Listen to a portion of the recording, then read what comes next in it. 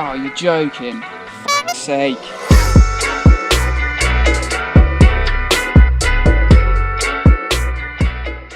Howdy folks, welcome back to Paolo Strada. So I'm very excited today to bring you footage of my PR attempt that I did yesterday.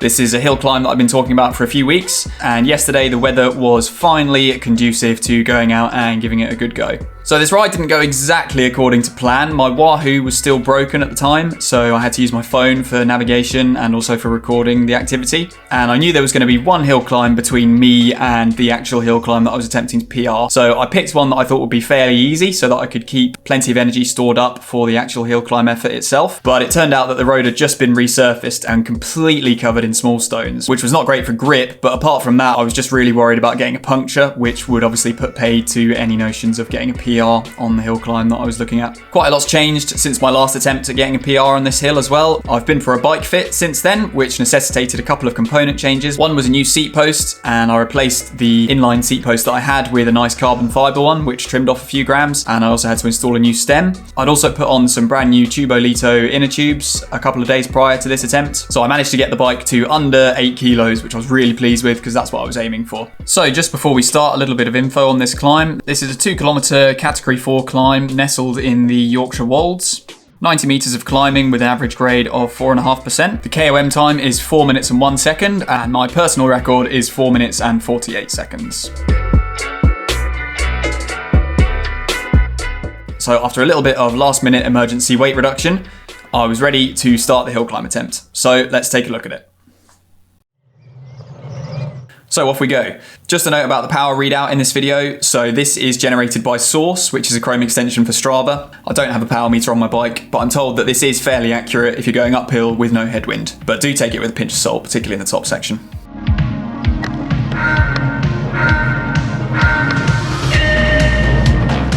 So away we go, really strong start. I was really pleased with that, managed to get up to a good speed from the off. I'd been a bit worried in my previous video I mentioned about which angle to approach the corner from, but really, I think if you put in enough power at the bottom, it doesn't really matter.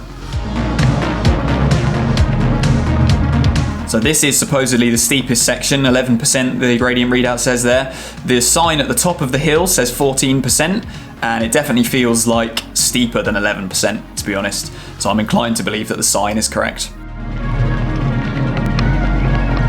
Road is actually in fairly decent condition on the steep section, mercifully. Doesn't really start to deteriorate until we get to the very top. So starting to suffer quite a bit here. I was trying to conserve a little bit of energy in this section, sort of try and get my breath back a little bit before the top section because I knew I was going to have to sprint. So I was trying to give myself a bit of a breather. I think in future efforts, I'd probably be able to improve my time by just going flat out all the way to the top, but that's for another day. Okay, so onto the big ring and out of the saddle now for the sprint. Try and get up to about 32 km/h or 20 miles an hour.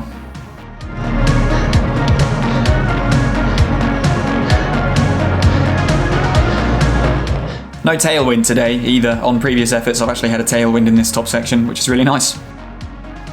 You can see the road here really starts to become very poor indeed. I think there's a section just here where it probably would have been better to switch to the other side of the road. But I didn't, I just went straight over the potholes. I think I probably lost a little bit of momentum, so for future efforts, probably switch to the other side of the road in that section. But you can see there's gravel and potholes and everything all over the road. Really, really bad road surface. I think the current KOM probably got that KOM before the road turned to garbage, so I'll probably message him and ask him to delete that activity on Strava so that I can move up the leaderboard a bit. So you can see here just up on the right is a little bird running along the road. Going at a decent clip, I must say. I mean, he was pretty much keeping up with me, so well done, bird. Last section, so I was really starting to suffer here. I'd been in zone 5 at this point for a good few minutes. So I'll shut up for a minute and let you listen to me suffer.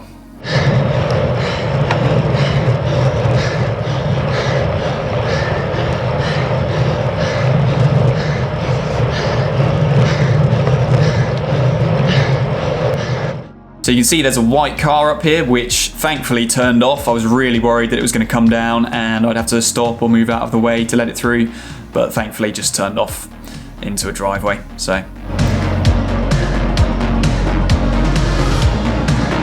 okay, so this is the very last bit. The end point of the segment is just up here between some buildings and a tuft of trees, but because I didn't have the Wahoo with me, I wasn't sure exactly where it was, so I basically just kept going for the next couple of 100 meters just to be on the safe side and make sure that I got through the end of the segment at top speed.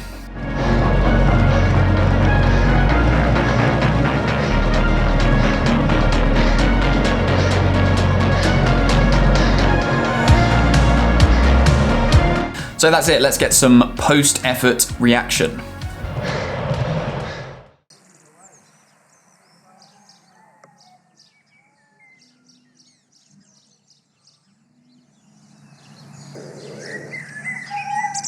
Yes. Get in there, Lewis. So I took 13 seconds off my previous best, which is pretty good. I'm very happy with that.